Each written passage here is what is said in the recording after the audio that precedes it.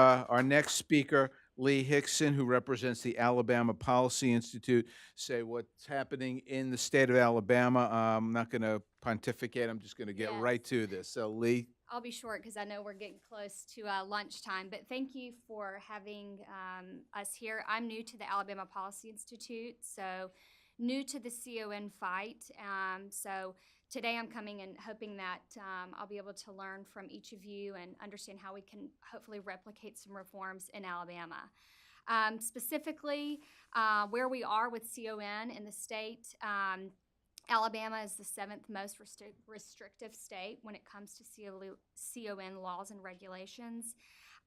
We are in a finishing out the quadrennium, and we believe that we'll see more action for reform in 2019. All of our elected officials in Alabama, state all the way up to federal, are up for election next November. So we're kind of positioning ourselves along with research paper that Dr. Stratman did for the Alabama Policy Institute to get out ahead of the issue before the election.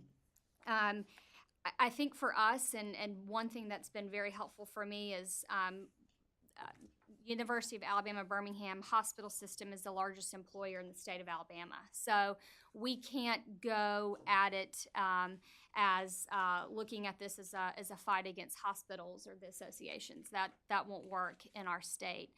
So what we're looking at and a way for us to look at reforms for CON is to tie it to how CON repeal could help alleviate Alabama's Medicaid budget problems.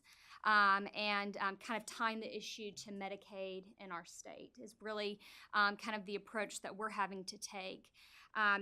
The other thing that I just wanted to mention briefly is, and it's interesting, Becky, you brought up the issue about Blue Cross Blue Shield wanting to repeal CON laws in your state as a cost factor.